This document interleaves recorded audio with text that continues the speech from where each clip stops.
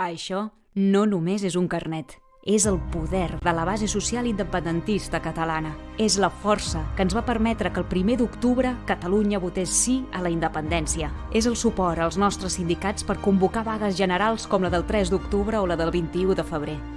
Amb aquest carnet vam fer possible la victòria a les cambres de comerç i apoderem econòmicament Catalunya amb la sobirania fiscal.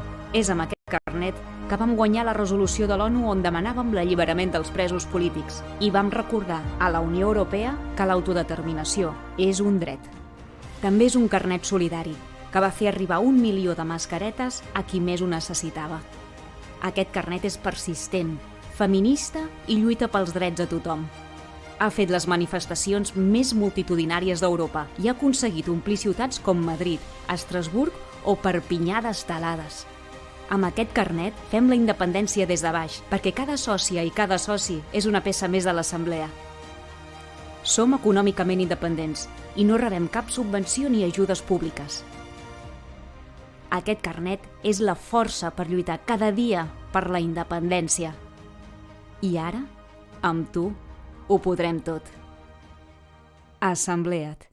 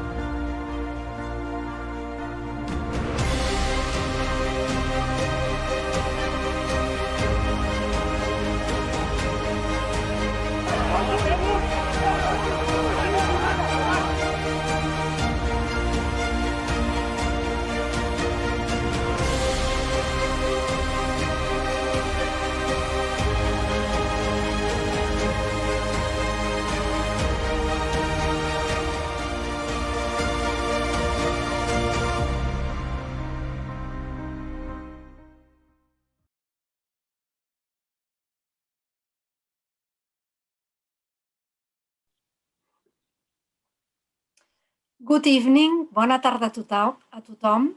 On behalf of the Catalan National Assembly, it's a pleasure to welcome you all to the opening session of the Congress of Precedent Cases of Unilateral Independence organized by the ANC. First of all, I would like to thank Dimitrij Rupel, who was Slovenia's Foreign Affairs Minister during the independence process, Ülo Laanoja, who was one of the organizers of the Baltic Way and MP in the first parliament of the Republic of Estonia, Vents Armands Krauklis, former MP and mayor of Valka. He was also a political regional leader during the independence process of Latvia. And finally, Vicent Partal, editor of Vilaweb, who has accepted to be the moderator of this session and who was an exceptional participant as a journalist working for the Spanish public broadcast television during the years of the Baltic independences. Why have we organized this conference? Well, it is clear that throughout history, the most frequent method of achieving independence for aspiring states has been by means of fait accompli, or unilaterally. We can find examples in all kinds of contexts, more or less distant from the Catalan case. At this time of disorientation for the Catalan pro-independence movement, in which the unilateral path is not the hegemonic option, and with intense media pressure and different lobby groups trying to impose the idea that unilateralism failed in October 2017, it is necessary to put unilateral independence back into the sphere of public debate and put forth arguments that reinforce it. Learning from the experiences of other states and their unilateral succession processes can help put the unilateral path back at the center of the debate and gain insights into how to achieve the independence of Catalonia. That is why the Catalan National Assembly is organizing the Congress of Precedent Cases of Unilateral Independence, which will deal with the independence processes of the Baltic Republics and Slovenia, since they are geographically and chronologically close to Catalonia. This year marks the 30th anniversary of their independence, and also for having been achieved in the face of much more powerful states and throughout democratic deluge and civil disobedience. To this end, these processes will be analyzed from points of view such as economics, defense and security, international relations, the constituent processes, or the strategies of civil disobedience, in order to draw learning that may be useful for the Catalan independence case. Thanks again to today's speakers and also to the other session speakers, Xavier Quadras, Dani Soler, Albert Noguera, Eulàlia Pasqual, Ramon Grossfogel, and the chairs, all the chairs that will be moderating these sessions, Jordi Galí, Diana Corominas, Oriol Bernat, Carla Suárez, and Roger Tugas. We will also like to thank, of course, all the people that register for this event that is fully booked, and the members of the International Commission at the Secretariat of the ANC, led by Joana Pujol, their coordinator, and the staff of the International Office at the ANC, led by Abel Riu, their coordinator. Thanks to all of you, Vicent, and especially, and also Vicent, of course. Thanks to all of you. Vicent, you have the floor.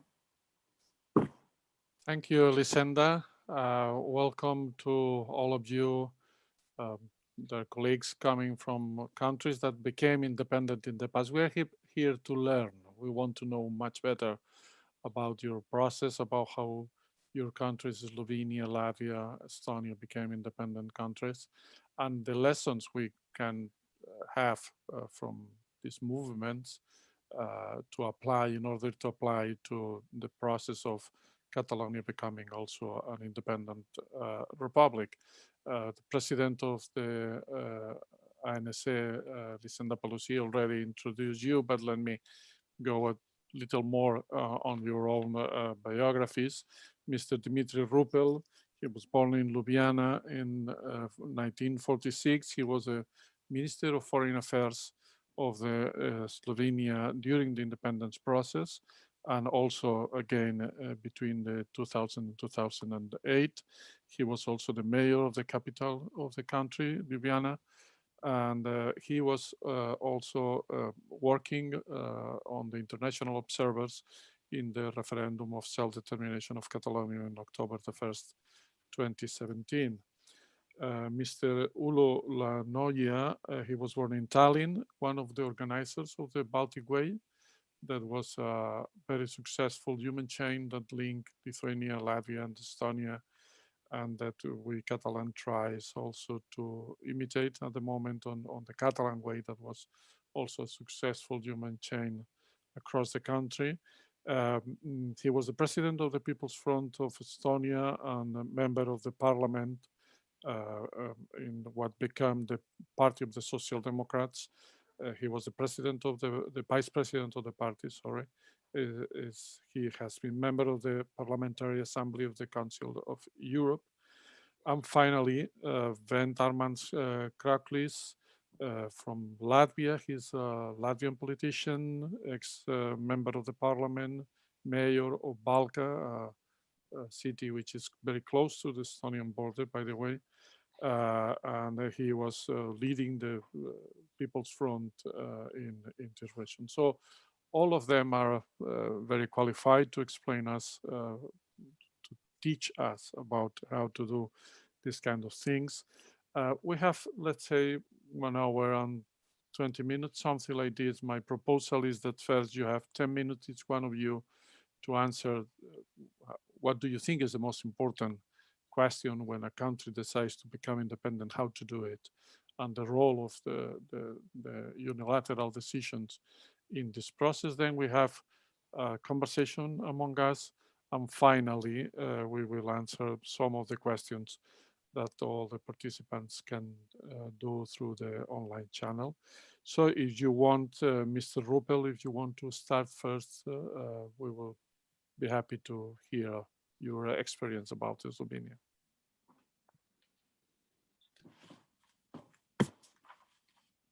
Sorry, you need to open the mic. You have the microphone. You're muted. You're muted. Turn it on.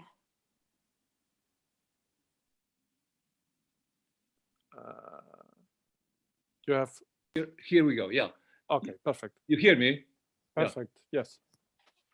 Well, from the correspondence, I understand that the topic really is about something that Slovenian politicians and, well, people of Slovenia have experienced 30 years ago.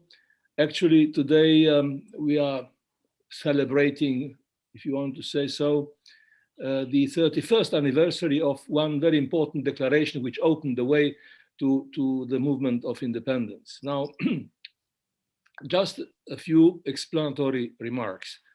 After World War II, Yugoslavia, copying the Soviet model, of course, was composed of 6 people's republics, later called socialist republics. Tensions between the center and the republics, especially Croatia and Slovenia, grew in the 60s of the previous century. Then Tito, the ruler of Yugoslavia, fired the leaders of Croatia. The names, if somebody is interested, are Tripalo and Dapčević. And Slovenia, the name here is Kaučić. And then Yugoslavia in the 70s returned to harsh party rule, which lasted even beyond Tito's death in 1980, but became confused and confusing, of course, in the late 80s. This was the time of Pope John Paul II, who became Pope in 1978. Lech Wałęsa in 1980, he entered the scene. American president of the time was Ronald Reagan. He started his term in 1981. And of course, Mikhail Gorbachev, who became Secretary General of the Soviet Communist Party in 1985. Some facts. Now, in 1986, Serbian nationalist writers, the name which comes to one's mind is Dobrica Ćosić, very well-known Serbian writer. And of course, some philosophers published the memorandum of the Serbian Academy of Arts and Sciences. Then in 1987, next year, Slovenian liberal intellectuals, myself included, of course, published contributions to the Slovenian national program. The common points, Serbian and Slovenian common points, were criticism of the one-party rule, centralism, and national revival. Then something unexpected happened. Serbian nationalists embraced former Communist Party leader Milošević, Slobodan Milošević, who promised to unify and Serbianize Yugoslavia. We used to call his program or project Serboslavia. In May 1989, the new Slovenian parties published, that was 31 years ago, a general declaration about Slovenian sovereignty and independence. Then in November 1989, same year, the Berlin Wall fell. So our declaration was anticipating some other processes. Now in Slovenia, elections were held in April 1990, and the result was, well, the result was again confusing. The presidential candidate in Slovenia, in Slovenian elections, was former communist leader Milan Kučan, and he defeated the center-right coalition Demos leader, Mr. Puchnik, but the Demos coalition defeated the parties of socialist self-management, meaning in parliamentary elections, we fared better. And so we formed a center-right government. We had a sort of a cohabitation situation, communist president and center-right government. Let me mention one very important quote here. In February 1990, that was before our declaration, but of course we didn't know about that,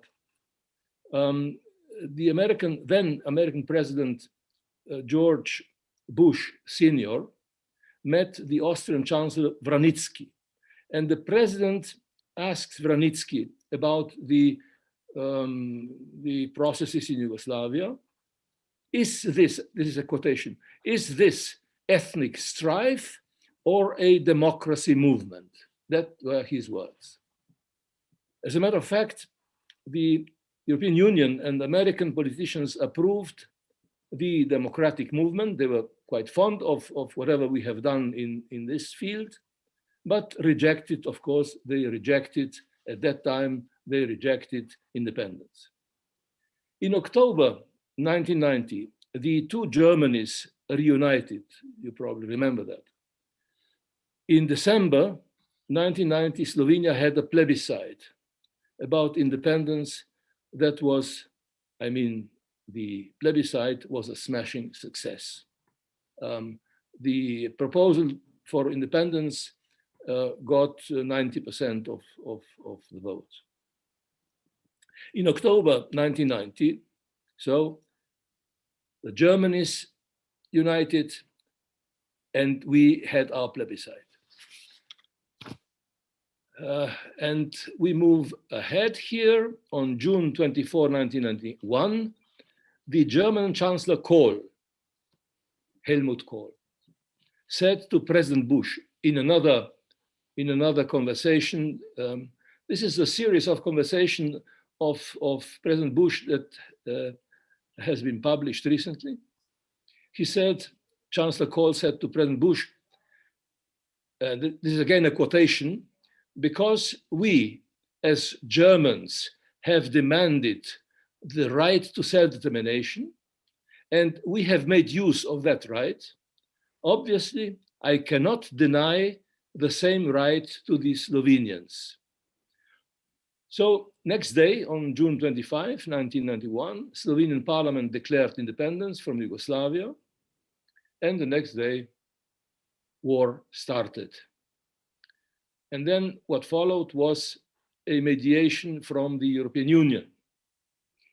At the meeting with the European Union Troika in Zagreb on June 30th, 1991, so during the war, the Slovenian delegation was told by the EU Troika that the unilateral steps, and here I'm connecting with your title, the unilateral steps taken so far should be cancelled and reversed.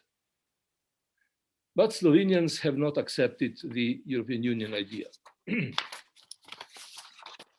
So, on July 7, 1991, at Brioni, that's a beautiful island that Marshal Tito used for his vacations and also as one of his offices, one of his residences. On July 7, moratorium of 3 months, moratorium regarding continuation of independence operations was agreed between European Union, Belgrade and Ljubljana. Now we sort of consider the Brioni agreement as the beginning of Slovenian foreign policy operation, because at that time, this was the first time that Slovenian delegation was confronting the Yugoslav delegation and the European delegation. Another meeting, very, very, very important, telling took place on July 15, 1991, between Bush and the Italian Prime Minister Andreotti. And the State Secretary James Baker took also part in that. He said something, again, quite important. He said, I'm quoting, "Our approach has been based on support for democracy, human rights, and finding a new basis for relations among the republics. The Slovenes took unilateral actions, then the JNA overreacted." JNA, that's Yugoslav National Army. Then after Brioni, a peace conference of sorts started in The Hague, Netherlands. And former British Foreign Minister Peter Carrington was presiding that conference. Now, this conference started in September 1991. And let me say that three groups of concepts were presented at the conference. Of course, Serbs and Montenegrinians, they would prefer continuation of Yugoslavia as a whole, as united Yugoslavia. Then Slovenia and Croatia would separate, would divorce from Yugoslavia. But Bosnia and Herzegovina and Macedonia, now Northern Macedonia, had a different view. They were in favor of a reformed third Yugoslavia, but their proposal came too late because in October, with the blessing of the Belgrade presidency, which was a miracle of sorts, Yugoslav army left Slovenia in October 1991. So our declaration of independence took place at the end of June. In October, the army that had attacked us left our territory. And this was, of course, the breaking point. In December, same year, Germany recognized Slovenia. European Union recognition followed on January 15, 1992. Russia recognized in February, United States of America in April. One footnote here. Of course, before our Declaration of Independence, we were quite afraid of what would happen with Russia, or what would be the role of Russia in the conflict, because it was known to everybody that Russians sympathized with the Serbs rather than anybody else in Yugoslavia. My prime minister and myself went to see Mr. Yeltsin in May 1991. And after some initial niceties, Yeltsin said, look, Soviet Union will fall apart and you will see a number of new states appearing on the world stage. Now, let us not forget, Soviet Union fell apart during Christmas time of 1991, and all reservations, which were quite strong at the beginning, about preservation of multinational empires were forgotten. We were told all the time, if Yugoslavia falls apart, then there is a danger that Soviet Union will fall apart, and Soviet Union is full of atomic weapons. And if Soviet Union falls apart, the weapons would come into hands of probably not responsible people, and that would be the end. That would be the Third World War. It may be true that Slovenia or Estonia or Latvia became independent because of the demise of the Soviet Union, but certainly it was not true that Soviet Union disintegrated because of the disintegration of Yugoslavia. Now, this was, of course, a debate that went on for some time. Now it's almost forgotten. Certainly, independence of Slovenia was achieved at the right moment when history opened its doors, so to say. If we had not acted unilaterally at that moment when history opened its gates, the cause would be lost. Today, of course, 30 years afterwards, we find ourselves in a rather more complicated, perhaps also confusing situation.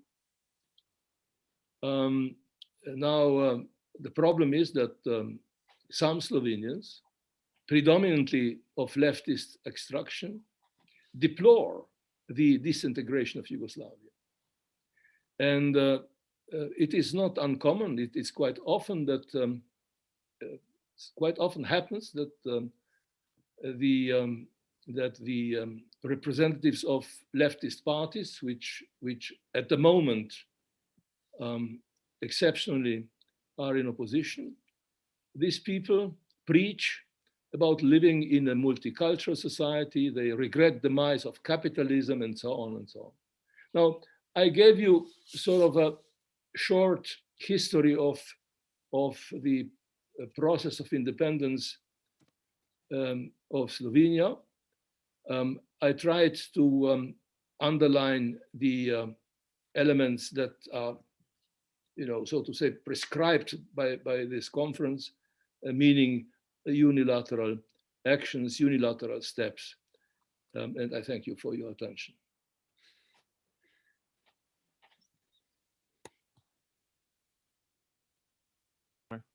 Thank you, Mr. Rupel. We will come back later to you for the discussion with the other colleagues. Now the floor is to Mr. Ülo Laanoja. If you can have your 10 minutes explanation, please. Bună seara. I try not to cover all 10 minutes because I was not prepared so much for introduction, but more to answer for questions. First of all, I am not here to teach. I'm happy to be here, and I'm honored to be here just to share some thoughts about self-determination and our history. And the main reason is that Spanish diplomats have made great job in Baltics. So that's for you see that the Estonian government is quiet. There's nothing about your prisoners, there's nothing about your referendum, etc. So diplomats made great job. And being here, I just can ensure you that the majority of Estonian populations definitely supports you. So unfortunately, those politicians who sitting day by day around the same table with Spanish ministers, they don't want to open the mouth. Thank you. Thank you, Mr. Laanoja. Anyway, we will come back later to some of the history of your movement. Now is the floor to Mr. Krauklis. I think, sorry, Mr. Krauklis will spoke in Latvian with a translation to English. Salutations desde Letònia a tots els amics catalans. Tātad man ir patiesas prieks un gods piedalīties. I am truly feel blessed and to be here in this conference. And we in Latvia very well understand your wish and aim to achieve your own state and continue looking after what's happening in Catalonia. But of course, the situation in Catalonia and Latvia are similar but different at the same time. In 1988, when I was one of the organizers of Latvian Popular Front, Latvia was occupied for 48 years, but part of the world countries had not recognized these occupations. And in the constitution of USSR was written that the republics could leave the USSR, but was not described how it is possible done. For this reason, from the legal point, we were in a better position as Catalonia is now. But from the other side, we were in a worse position because everybody in Soviet Union, whenever it was spoken about possibly national countries, they were not just put in the prisons, but they were even with the armed forces. People were killed, and people knew this, what could be, that KGB, the force was so strong that at the end in Baltic countries, we have to say that in 1991, people died at during that process. But of course, great role in Baltic states was assigned to Popular Front in Sąjūdis movement in Lithuania, which was identical to Popular Front. And the movement from establishing of the Popular Front came from grassroots. And I was in a Valka region where I'm now mayor now, and I was also a journalist. I was 24 years old, and illegally I used the newspaper where I worked, and by using the director in the newspaper, we published invitation for the people to come to establishing event for the Popular Front. And I was elected to be the head of this branch of the in Valka region. And we created groups in every school, in companies, in the newspapers. There were local groups of Popular Front, and then we have the regional branch which coordinated its actions with the Riga and the main head office. And that was the greatest power, that because from one side it was the centralized organization, from the other it was decentralized organization, because every little part could act on its own, and they organized on its own in their regional branches. They published independent newspaper. They didn't have public financing. They themselves financed the publication of newspaper and put their own money into it. Nobody really expected to be paid for it. This was from 1988 until 1991, until the day when Latvia regained its independence. But we have to truly clear that even without Russia's support, that the Baltic independence might not have been possible. We really tried to retain the contacts with Russian democratic movements, representatives there. We visited them, we invited them to come to Latvia, but with aim created the public opinion in Russia, in the biggest republic in Soviet Union, in order for the moment when the time came that Russia would not object for the Baltic countries to regain its independence. Of course, we used also parliamentary methods, and because we had people as deputies in the Soviet Union parliament, and also we had the parliament in Riga, who in 1991, May 4th, accepted the Declaration of Independence. But in comparison to Catalonia, we had easier because we could we had the point that statement that Latvia was occupied. So for this reason, I would like to give maybe advice in comparison to my Estonian colleague. It's your choice if you accept it or not. I would say that it's fundamentally important that that there are more and more people in Spain who support independence of Catalonia, not just in political areas, or just the publicly known people, the athletes, musicians, those who the public listens to. And that can be achieved only if you speak to them, you invite them, and you explain what is the reason behind your wish for independence, that it is nothing bad for the rest of the Spain, and possibly everybody could benefit from it. But of course,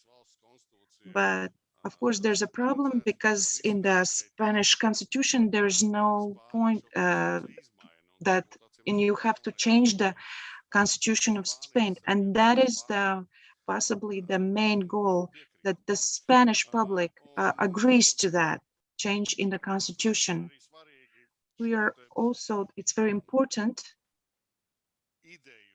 this idea, to spread this idea all through all the rest of European countries, not just politicians.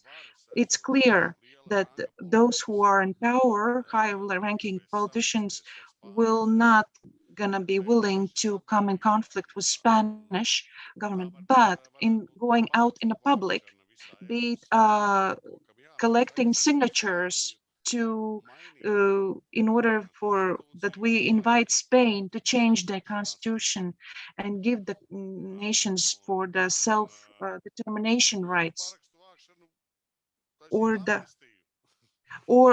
second were to the demand for for those political prisoners to be let free. And I'm absolutely sure that not just in Baltic countries, but also in the other European countries, people will be willing to put their signatures under these petitions.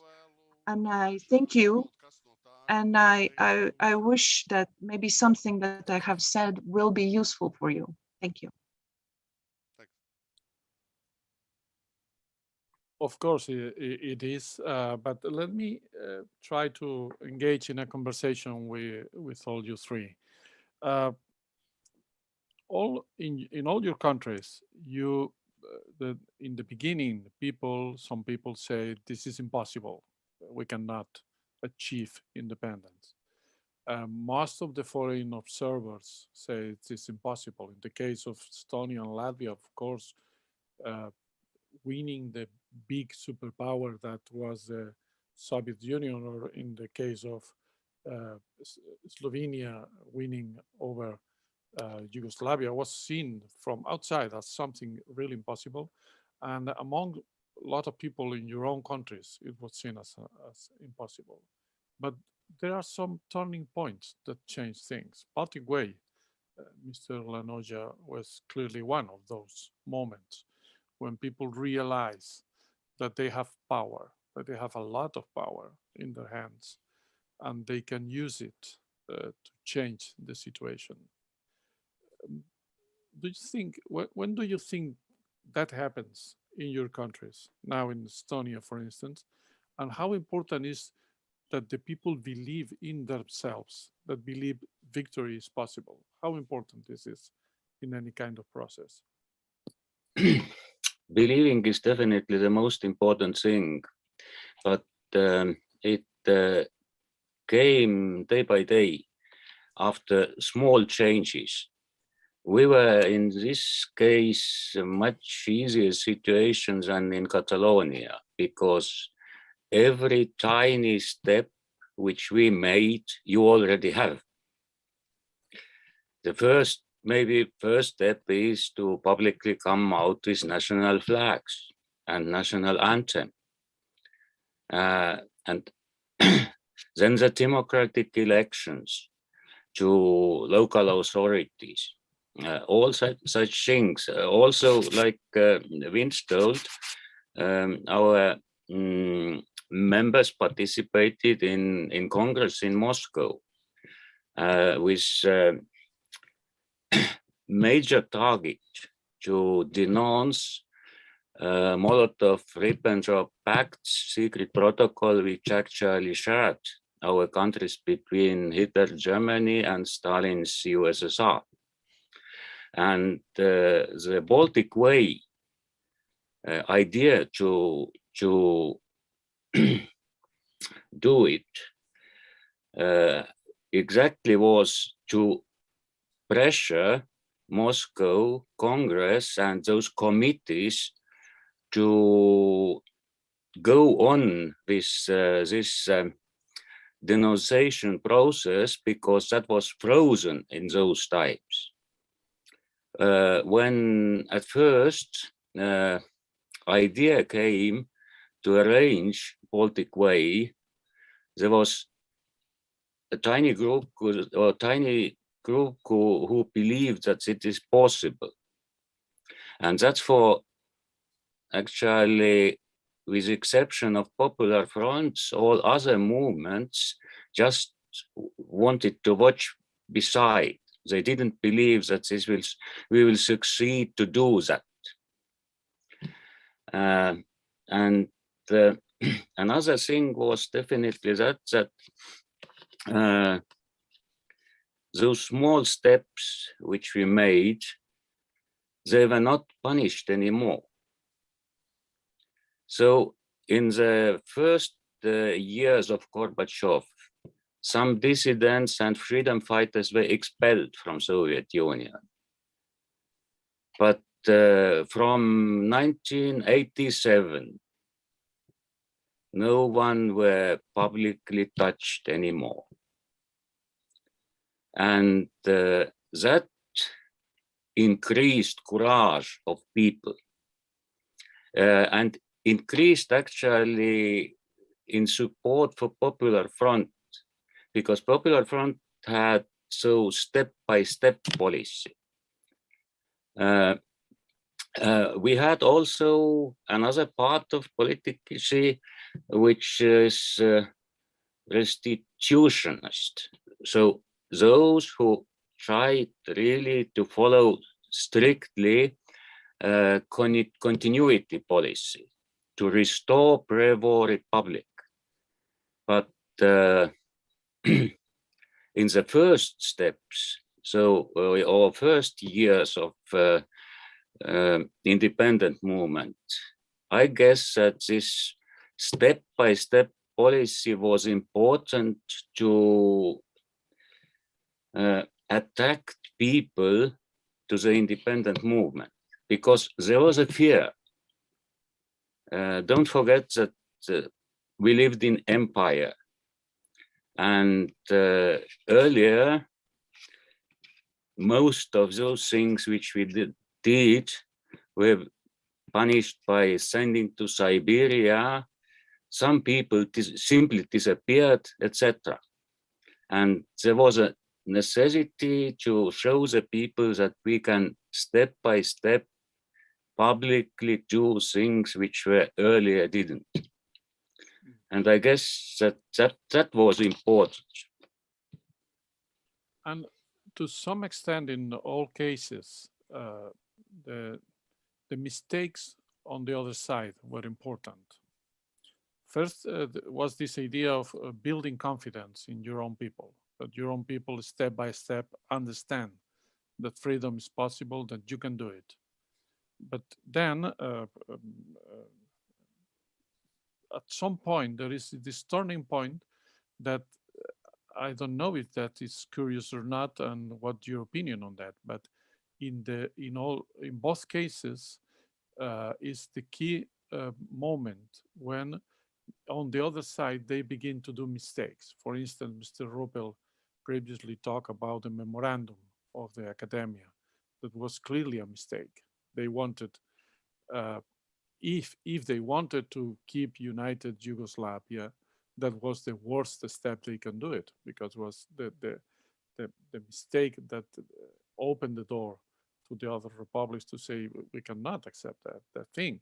Or in the Soviet Union, the coup d'etat, the moment the military tried to keep the USSR alive against Gorbachev and against Yeltsin, that mistake was relevant also. That was a turning point. To what extent you must have some confidence on the mistakes on the other side? Maybe Mr. Rupel, you can elaborate a little this thing. How important is to understand that in the other side they can do things that can be very relevant for yourself, that can change the movement? Well, the mistakes of the adversary are essential. That's for sure. Now, I think that huge mistake was made by Yugoslav communists. At that time, the Communist Party was becoming weaker and weaker, but it was being replaced by the Yugoslav army. Now, the biggest mistake that was made was to stage a military trial against 4 journalists in Ljubljana by the military court in the Serbian language.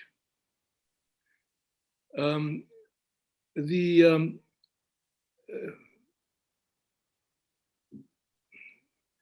federal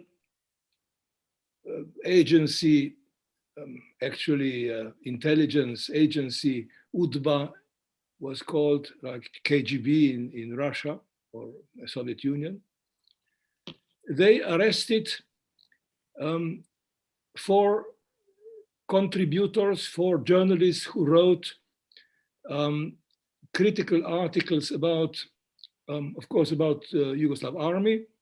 And they even managed to get into their hands some documents that the military were quite shocked to see or to register. So there was an arrest of 4 young journalists by the intelligence service of Yugoslavia, helped by Slovenian branch of the Yugoslav intelligence service, and of course blessed, allowed by Slovenian party, by the Slovenian communists. The Slovenian communists didn't object. So the 4 journalists, the 4, let's say, dissidents, were put to trial in Ljubljana in front of a military court. And the trial was held in Serbian language. So what was the reaction of the people in Ljubljana? They started to gather daily in front of the military court. And there were processions of thousands of people marching by the military court. And when the soldiers tried to push them back, Slovenian youth and, or shall I say, citizens, whoever, threw into them roses, flowers to soldiers. So it became a very symbolic and a very emotional, I would say, a very emotional thing, which pushed the already existing, let's say, intellectual movement, independence movement, I have mentioned one publication, one magazine, what's called Nova Revija, which published the program for independence in '87. So after this breaking event of the military trial, a new organization was started, a Committee for the Defense of Human Rights. And then after that, we started something which was very, very, very comical in a way. We started a process of writing a new constitution. It was called the Writers' Constitution. In the building of the Writers' Association, I was one of those attending or contributing. We started to write the Writers' Constitution, which was actually a treatise, a paper, or shall I say a dissertation about human rights. So the main subject of this new constitution was human rights. And of course, one thing led to another. From this, unfortunately, this committee didn't develop into a party, but at the same time, new parties started to appear on the political stage. The first one was the agrarian party, party of agriculture party, if you want, farmers party. Then my party, which was more or less a party of intellectuals, it was called Democratic Party. Then came the Social Democratic Party, then the party of Christian Democrats, and at the end, a party of the Greens. When the Greens joined this coalition, Demos means in Greek means people, but we used it as an acronym, Democratic Opposition of Slovenia. When the Greens joined our group, I was almost sure that we shall win the elections. So the next step was to press for elections. We also had people, as in Estonia, in Belgrade, Slovenian delegates or deputies. But they were of no great help. They were in favor of keeping Yugoslavia united. But as I said, the confidence grew from the mistakes that the other side has done. But then at a point, Mr. Rupel, you need to have a strong statement. For instance, remember when the Brioni Agreement. Yes. When the Brioni Agreement, when the Troika and the United States say the unilateral steps are not good, it's better to froze the declaration. Let's see if we can rebuild Yugoslavia in another way. You say no, and you were very strong in saying no. We don't do a step back on what we decided already. History changed at that moment, because you can imagine, for instance, if Slovenian leaders accept Brioni or accept the idea of create a new Yugoslavia or something like this, maybe today Slovenia wouldn't be an independent country. So there is a moment when you need to take a very strong determination, and it was not easy, I can imagine, for the pressure, because of the pressure of the other countries. Well, you know, if you ask me, I felt a very, very strong pressure from the public, from my friends, from my family, if you want, to do whatever we have promised, to execute, our promises.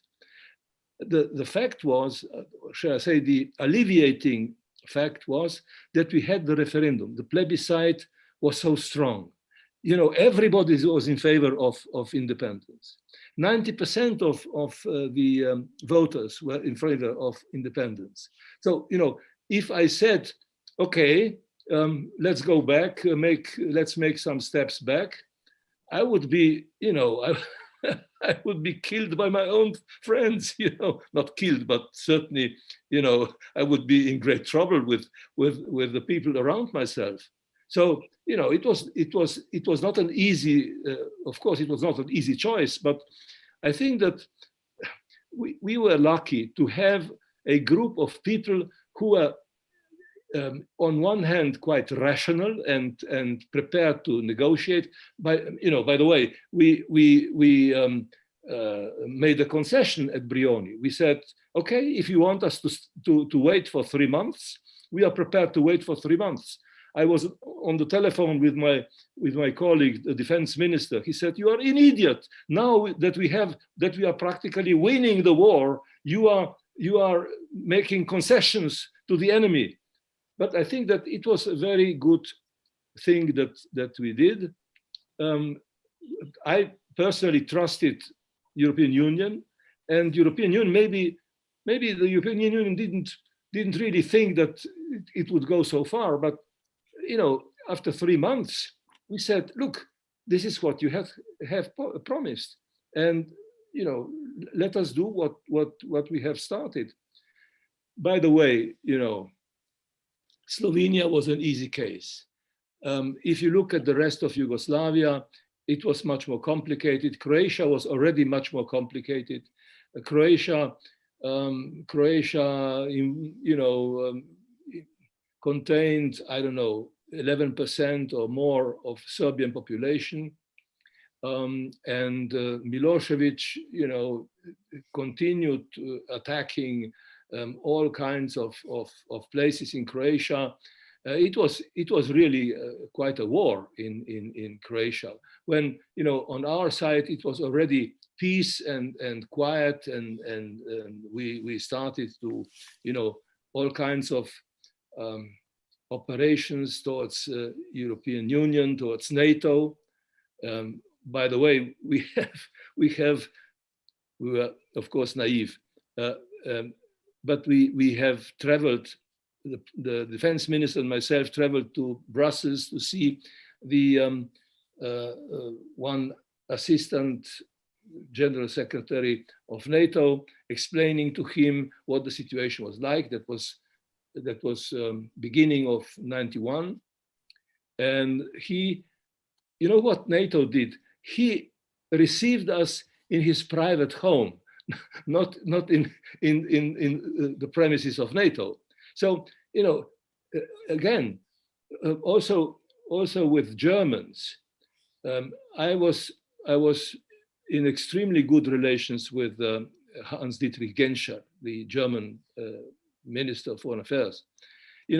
Because my party was of liberal orientation, and he was, of course, a German liberal. He used to invite me to his meetings, to a couple of congresses in Germany. And so there was a lot of, I would say, already, support, ideological, political, personal support growing before all these formal decisions were taken. But let me say something. I was working in the Baltic states. I was working in Eslovenia by the time of the independence, and Croatia also. And it looks like it was much more easy when you explain it than it really was, or that it. My memories are stronger than this period of time. So that's good, because it means the benefits of the independence overcome the difficulties of the past. But let me come back to the Baltics, Mr. Krauklis. Latvia was not an easy question, also because the important number of Russian nationals living in Latvia, and the fact that most of them came after the occupation of Latvia, so were occupants, in the words of that time. And when the Baltic states decided to move ahead, especially after the coup d'etat in Russia, you also found a lot of problems to deal with, that were not really before the independence. Here in Catalonia, a lot of people talk about the importance of what they say the state premises, that you have something ready to start on the first moment. But when independence came, you begin to act as an independent country, even without having all those things really prepared in advance. But it was important to act as an independent country. You want to be independent country, you must act as independent country. Can you explain something more about this period of time? First of all, of course, Russian population was one of key factors in Latvia, because it's actually half of population. And if Popular Front don't find supporters in Russian population, then in Latvia nothing happened about independence. We must forget it. We do a lot to involve more Russian people to not participate, but not disagree our ideas. And our one of the public relations things was, economical situation in Soviet Union was quite bad, and everybody in Latvia who have families who are Latvians remember free independent Latvia time when Latvia was a quite good economy. And we always talk with these Russian guys and say, you see, we are good owners. We understand how to must run economy. You see, Soviet economy is absolutely in bad condition. And if you agree our independence, your life will better. And actually it works. And when we organize these elections of still Soviet Union time Latvian parliament was a Soviet institution, then it was a hard fight in each territory when actually a lot of Russians vote for Latvian candidates, because they understand after independence it's better for Russians too to be in this territory. But of course, when this process was very fast, and in 1991 in August, when Putsch not succeeded in Moscow, then of course in one moment we must took power, and actually it was a very, very difficult situation, because we don't have any institutions who are ready to do something. We don't have any experience, and actually we're using these small groups of people, Popular Front, this infrastructure, and put these people in actually Soviet time institutions, and in like build bridge from Soviet past to really independent. And then actually first years it was very, very hard. And actually we lost some supporters of independent, because first years was a more harder economical too.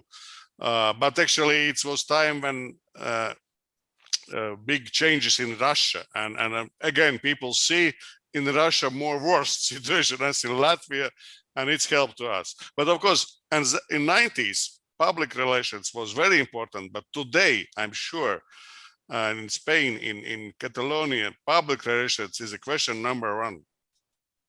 Great. Let me also, Mr. Laanoja, this idea of how difficult was in the beginning, but how important was to keep the project going on and say, okay, we have the independence in our hands. This is the first day of independence. We don't have nothing really well prepared to work as an independent country, but let's do it. How important is this part of the commitment of the people to do things well?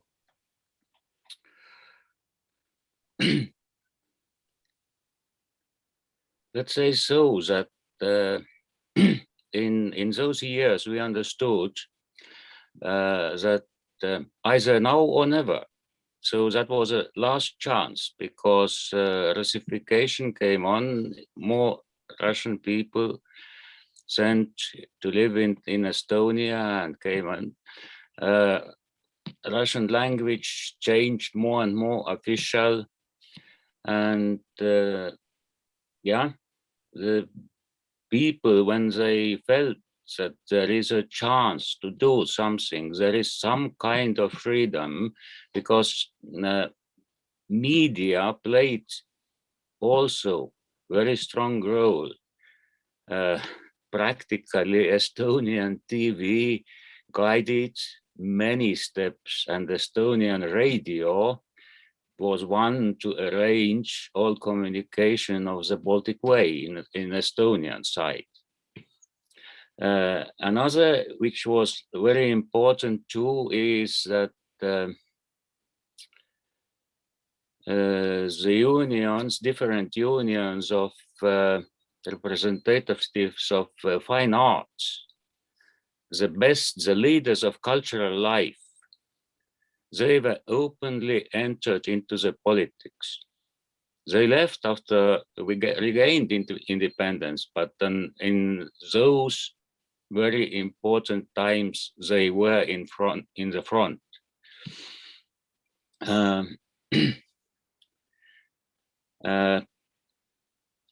I don't remember how that was in Latvia, but in Estonia, the part of Narva, the southeast of Estonia, tried to arrange, or even arrange somehow, a referendum trying to copy what was happening in Moldova, which still exists, like Transnistria there. And yeah, the similar thing was planned in Estonia too, but yeah, with some intervention, which looked like no intervention at all, we succeeded to denounce those results because of the low participation.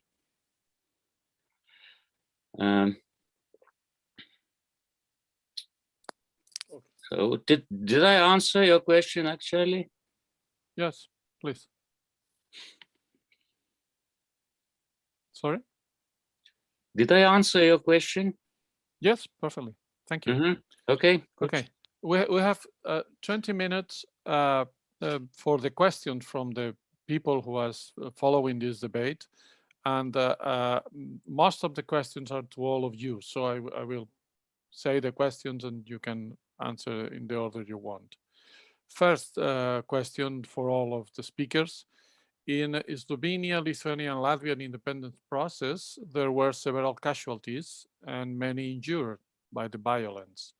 How important do you think it is for the Catalan people and leadership to be ready to assume the personal and collective sacrifices that may be required in order to move towards independence? It is important that we Catalans realize that could happen. Any one of you, all three? Sure.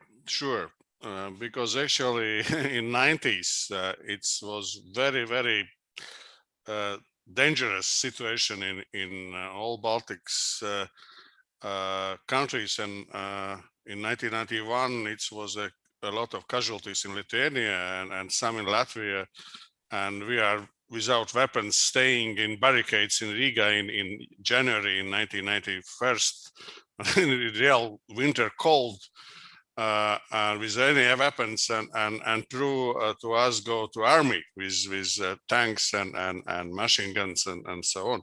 And of course, everybody who's staying was ready to give life to independent. And actually it was pushed other people who are not so very active. They see, 500,000 Latvians ready to die for independent. And it was very, very important.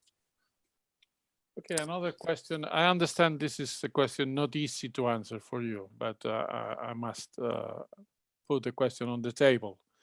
In your opinion, what were the most remarkable mistakes of the Catalan authorities during October 2017 events in Catalonia? Do you think there was certain miscalculation when it comes to possible Spanish repressive reaction? What we did wrong? Shall I answer? Please. Now, let me say that I have admired tremendously our friends in Catalonia for having done whatever they have done. Now, I am asking myself, how come that the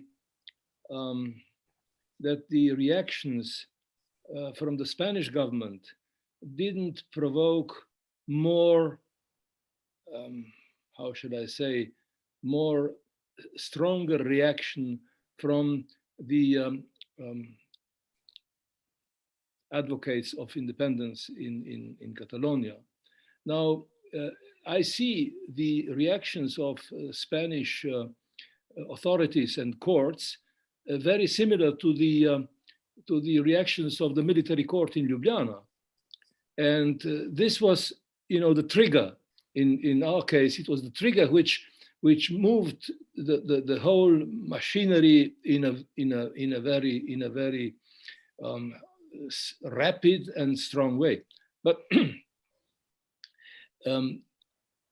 I think that, of course, the moment that Catalonians chose may have not been the most lucky one. But of course, in 91, all of Europe, the whole Europe was in turbulence, in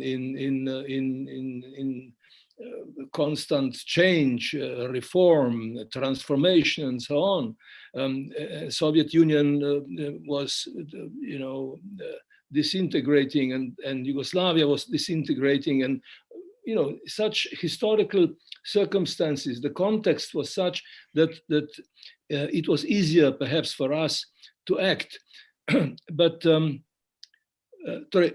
in a way, the historical moment was not the same. Maybe the Catalonians have missed some earlier opportunities associated with the demise of the Franco regime and so on. But this is very difficult for me to judge, because I know too little about the situation in Spain and in Catalonia. Now, I think that the way to do it was to achieve better support from the Spanish government, if that was at all possible. But of course, the main thing was European Union. Now, I blame European Union for the problems that the Catalonian movement for independence had, because I remember the president of the Commission who said that if we listen to Catalonia, then we shall in the end have, I don't know how many, 100 members of the European Union and so on. This cynical response of Brussels and of the Brussels administration and also of the great powers, this was something that was really shameful, if you ask me. And I think that the next steps, if you want, to listen to my reasoning, the next step should be in Brussels and in the European Union, and of course some sort of coalition of like-minded countries or like-minded movements, parties should be established, to force the authorities of the European Union to move in the right direction. So, the fact that the major leaders of the movement in Catalonia are in prison, this is something that should not be allowed in European Union. It's a disgrace. It's a shame. And well, we had much better chance to move than our Catalonian friends. But on the other hand, the tools that we had in our hands were a little more, I would say, a little better than the tools that the Catalonians had. Slovenia, as a socialist republic of Yugoslavia, was, responsible for its taxes. The taxes were kept in Slovenia, and each year there was negotiation, sometimes maybe more symbolic negotiations, but in fact there was negotiation between Ljubljana and Belgrade. How much money should Slovenia give to Belgrade? Now, as far as I understand, Catalonia didn't have that possibility. So we were masters of the finances, not total masters, because our communists objected to any changes there. But the next thing was, of course, the defense sector. Slovenia had something that was called territorial defense.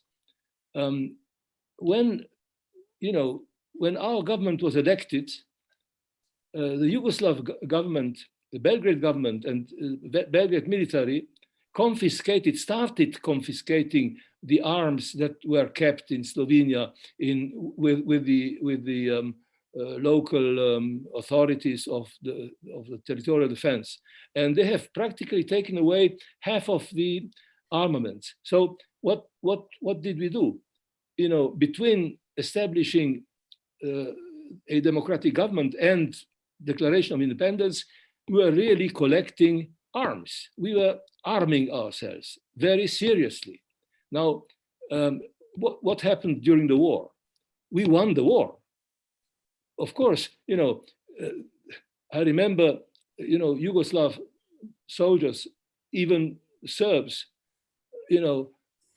people asked them, "What are you doing here?" And they said, "I don't know." The soldiers of the Serbian soldiers or Macedonian soldiers, they didn't know why they had to go to Slovenia. And they explained, they told us that, NATO is invading Yugoslavia. Lies and stupidities. So you do not manage to fight a war or to be successful with lies. And Belgrade and the Yugoslav army was full of lies. And this was a very, very strong arm, a very strong tool in our hands that Catalonians didn't have. Let me come back to the Baltic colleagues, because one different thing between Slovenia and the Baltics is Slovenia was a process, a very quick process that happens all of the sudden, let's say. But in the Baltics, that took 3-4 years from the very beginning. There were even different proclamations of independence, different institutions proclaiming independence. That was much more difficult. And from the Catalan perspective, it's interesting also this idea of keep going. So maybe the first in 2017 was not the good one. Keep going for the second, keep going for the third. How important this idea of keep going and don't give up. Yeah, step by step. And also one question from the public is, in your opinion, if Catalans come back again, go again for the independence in the next months, in the next years, how this will be perceived from your countries? How people in your countries will understand this thing? You both, any one of you. Who will start? You yourself. Okay. When we organized Popular Front in 1988, and we discussed in our groups we don't believe we get independent in 3-4 years. We hope we get independent in maybe 10-15 years, and we be ready to go step by step to this goal. And if you push process too fast, I'm sure it was a lot of blood in Baltics, especially in Latvia. There's a lot of Soviet army troops and Soviet-style thinking people. But and what we do, we try find these supporters, not only in Latvia or in Baltics. Baltic 3 people front was ready to cooperate, but we try find people who are support our ideas in Russia, not only in Russia, in all Europe, from backdoor, because in start of our independent way, nobody of officials was ready discussed about such things. They don't like this idea. And we try to find backdoors. We discussed with journalists, with musicians, because in our countries, musicians, sport stars, artists, composers was in first lines of independent movement, and everybody have contacts everywhere, and they discuss with these colleagues in other countries, other republics, and try to this public relations to in other find more supporters in other countries. And I think it's one of the most important things what Catalans must do. Mr. Laanoja? Yeah, I would first say that quite important is some kind of historical window, time window where you have to make certain changes, or where you can do that. Baltic countries have used those windows twice in 20th century. First in 1920s after the First World War, and secondly in the end of 20th century. I believe that in other years that wouldn't be possible at all, and we had to wait until 1991. What I also have to remind that Lithuanians declared full independence earlier. They were the first, and they were attacked by military forces. In the same time, Estonia just declared that we will start process to the independence. Latvia was in between of our declarations, but finally, all three countries recognized at the same time after the coup d'etat in Moscow. So that was the window, tiny window when we had to use this. No one knows today what could happen if coup d'etat could be successful. We know the lists who should be arrested, expelled, etc. That was a situation when decision maker actually was Boris Yeltsin, Russian president. Russia was the first one to recognize independence of Estonia, Latvia, and Lithuania. Only then came Iceland. So again, the working in the side of the, let's say, enemy is so important, like Vents told, to try to find friends among other Spaniards for you. Because I guess you made not much mistakes, but the most important thing was that you hadn't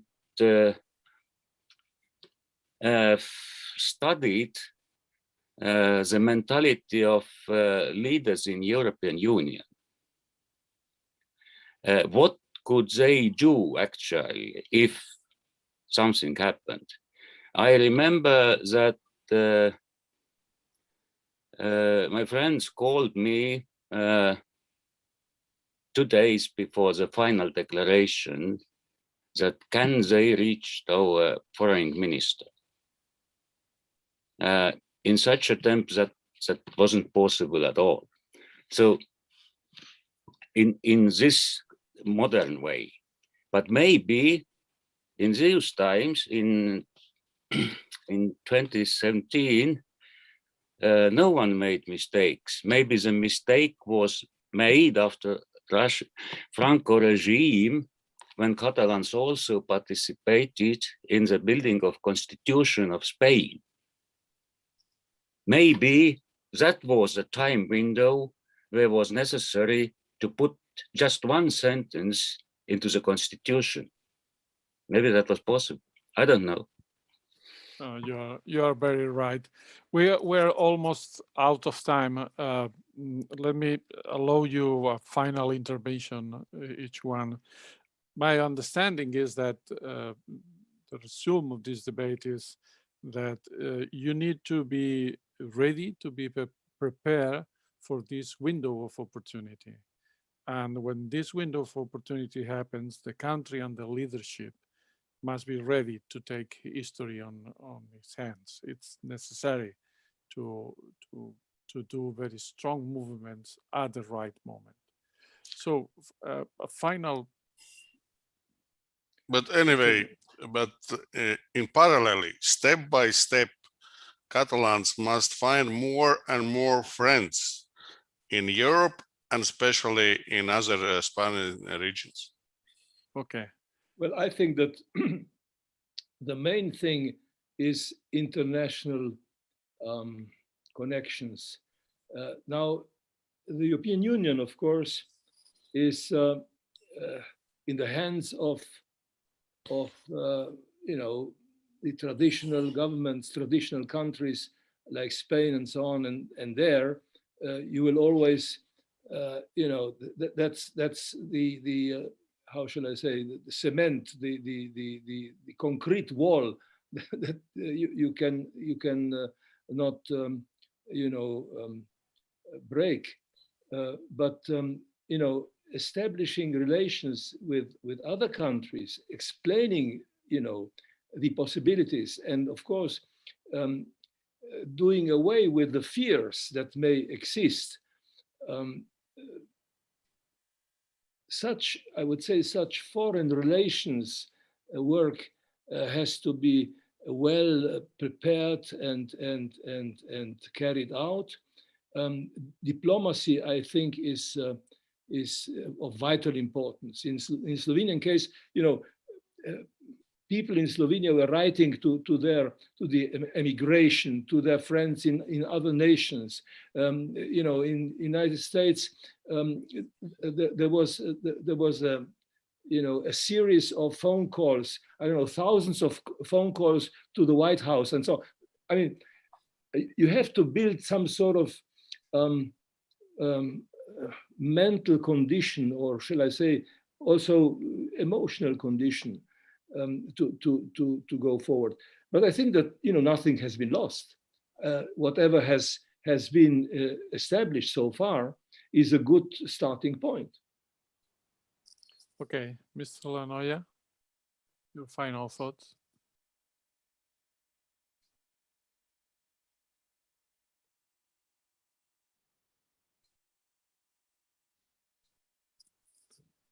I think there is a problem with your microphone. Yeah, sorry. I'm a bit surprised that in Catalonia is also 2 indie movements which are not very friendly with each other. They can somehow find compromises, sometimes not.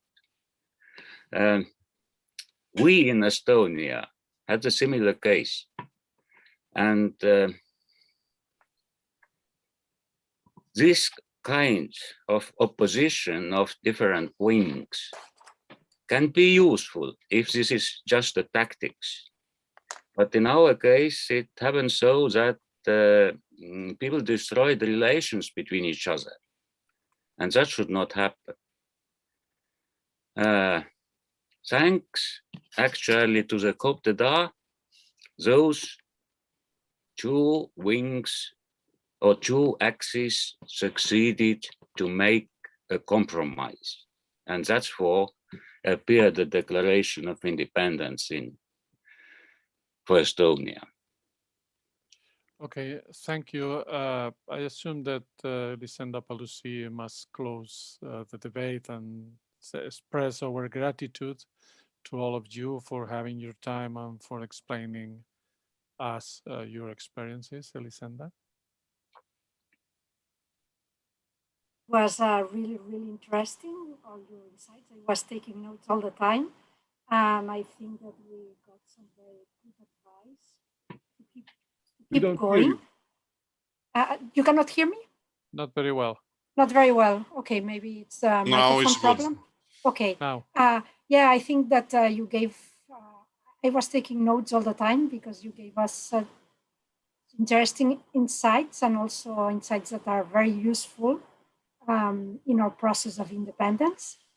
So I close with this idea of keep going, profit from the windows of opportunity, and make compromises to have unity, to push further and get independence in the end. So thank you very much to all of you, and thanks to the audience. And I'm sorry for the questions that couldn't be answered, but we didn't have time. And now we have another session, the workshop devoted to economics with Xavier Quadras and Jordi Galí.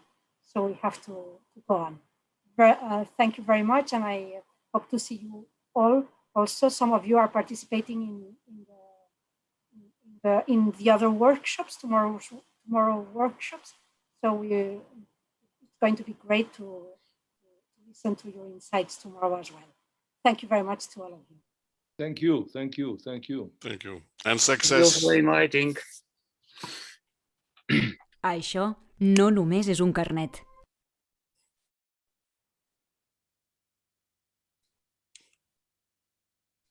Catalunya votés sí a la independència. És el suport als nostres sindicats per convocar vagues generals com la del 3 d'octubre o la del 21 de febrer. Amb aquest carnet vam fer possible la victòria a les cambres de comerç i apoderem econòmicament Catalunya amb la sobirania fiscal.